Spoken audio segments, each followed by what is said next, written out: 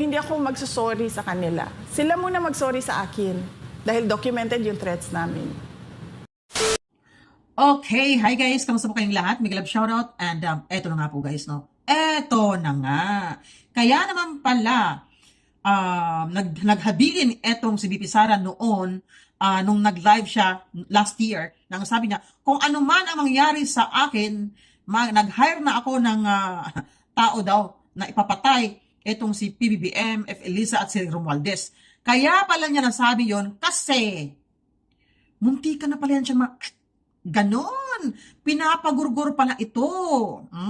Pinapagurgur pala ito si BP Sara last year pa. So ngayon, kaya siguro hindi nila basta-basta maipa-impeach ito dahil nga si BP Sara may hawak siyang proof, may hawak siyang documents, may hawak siyang ebidensya na siya ay ipapagurgur nito ni BBM at ni F. Elisa.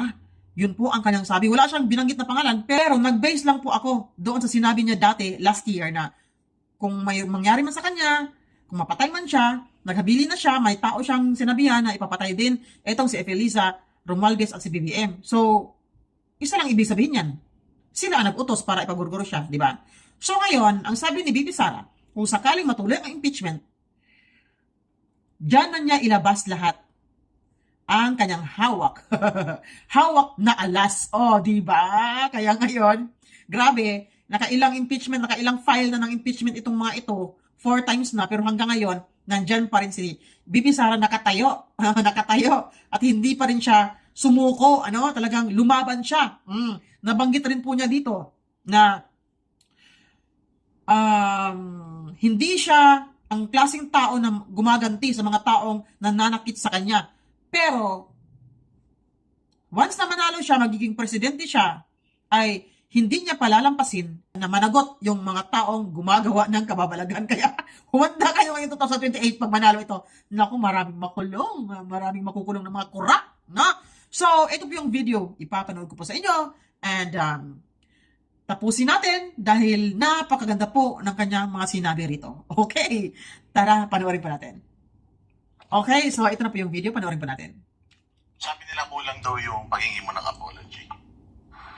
Dapat daw mag-apologize ka doon sa mga remarks mo against the president and yung iba pang mga sinasabi nila na nagawa mo.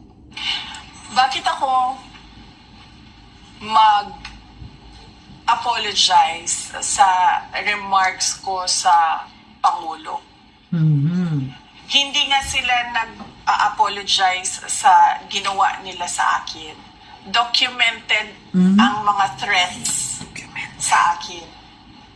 Hindi namin yan nilalabas kasi nga meron pang impeachment na mangyayari at yun ay subject nila sa impeachment nila. Ang masasabi ko lang dyan, hindi nga krimen, nagiging impeachable offense. So, hindi ako magsasorry sa kanila. Sila muna magsorry sa akin. Tama. Documented yung threats namin. Oh.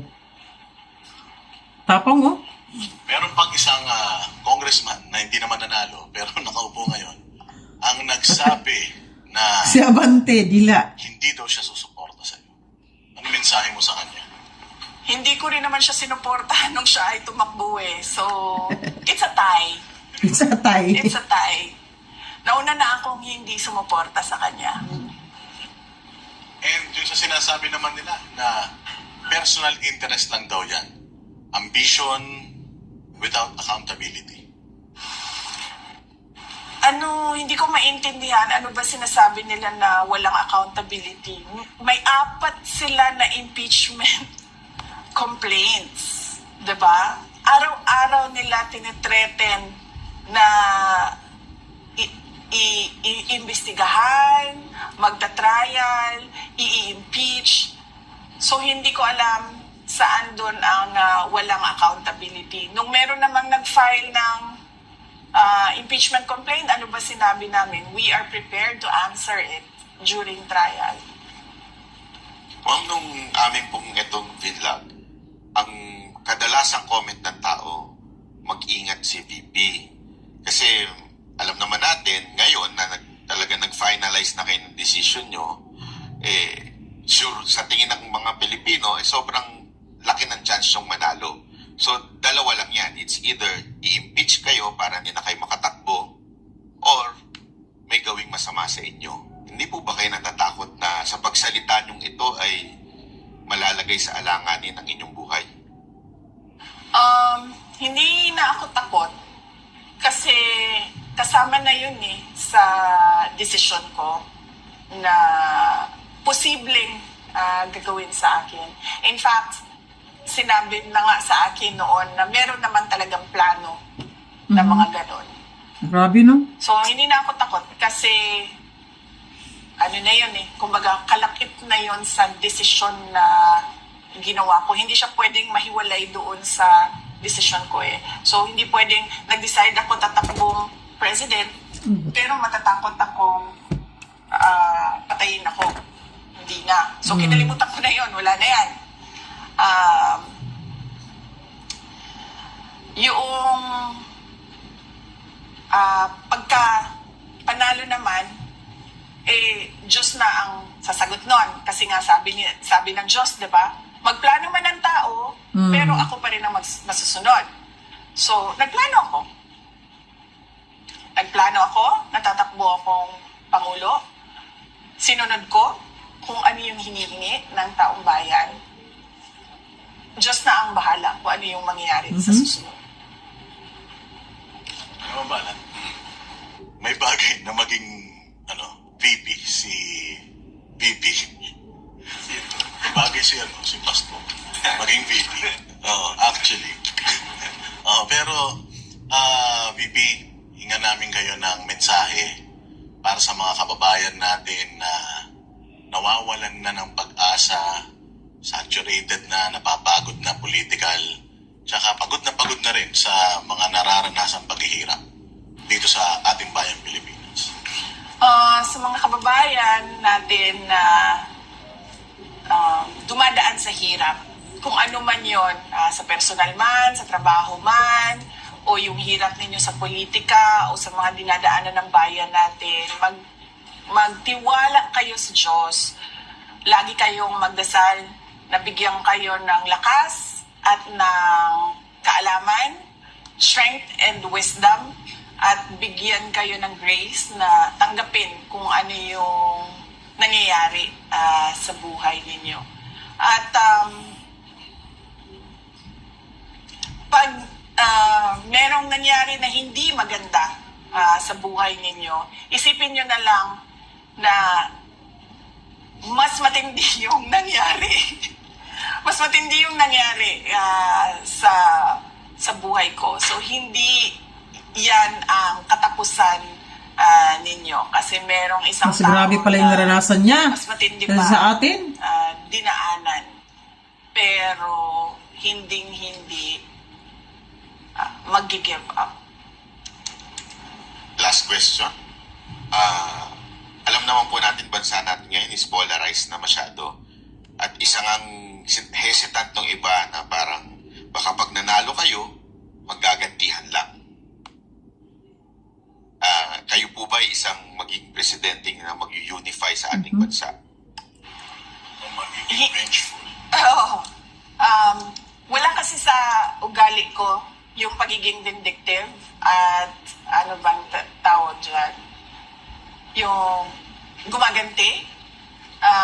Kung makikita nyo sa governance ko, noong ako ay mayor ng Davao City, tumanggap din, nung kampanya, tumanggap din ako ng sobrang katakot-takot na banat mula sa naging katunggali ko at the time bilang mayor candidate.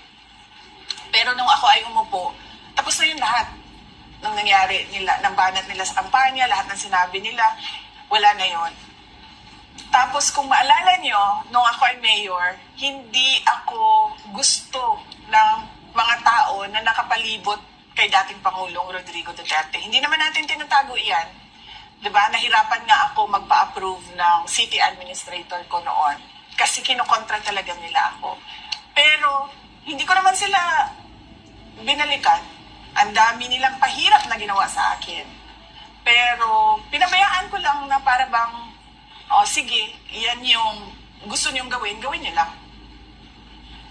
So, wala sa history ko ang sa history ng trabaho ko ang gumaganti. Kung nakita nyo sa Office of the Vice President, pag upo ko dyan, karamihan dyan ay mga appointees ni Vice President Leni Robredo. Pero hindi ko sila pinaalis.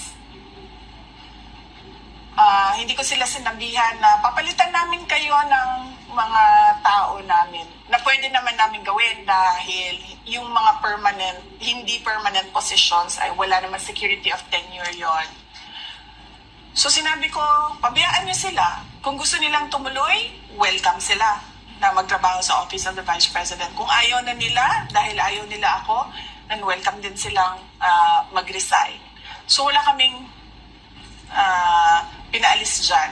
Noong ako ay umupo, wala akong, hindi ko siniraan si dating Vice President Leni Robredo sa mga ginawa niya bilang Vice President. In fact, gusto nga sana namin yung mga legacy ng mga nakaraan ng mga Vice President ay malaman ng mga tao kung ano yung mga accomplishments nila at mga ginawa nila. Hindi ko, wala sa ugali ko yon sa pagtatrabaho. Pero ito lang ang sasabihin ko. Hindi pwede na walang managot. Oh. Yung nire-recruit ko na Vice President, siya ang magpapanagot sa mga gumawa ng mali sa bayan. Para ako, nakatutok ako. Lagot ka! Grabe to, mas malala pa to kay PRRD. Oh, kaya kung sino man yung magiging Vice President ni VP Sara ngayong 2028, alam mo na, maganda-handa ka na. Oh, hulaan natin guys, sino kaya ang magiging katandem ni VP Sara? Sino kaya ang kanyang magiging vice? No? Nabanggit po niya sa live kagabi na nag-recruit na daw po siya last year lang. May nagsabi din, baka si Leni daw. Kasi si VP Sara pumunta last year kay Leni Robredo.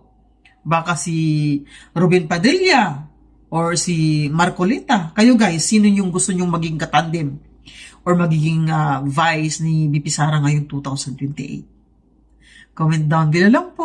O, di ba? Kayong mga korap ngayon, lagot kayo. Mananagot kayo. Yung documents din, nahawak ni VP Sara. Huwag kayo kakampante kasi ilalabas niya yan once na i-impeach nyo itong VP namin. O, di ba? Nakailang impeach na sila. Nakailang file na sila ng impeachment 4 times na. Wala pa rin nangyari. Paano nga naman kasi? Takot sila dahil alam na nila na si VP Sara may hawak na alas. O, di ba? Bye guys and salamat po sa panonood.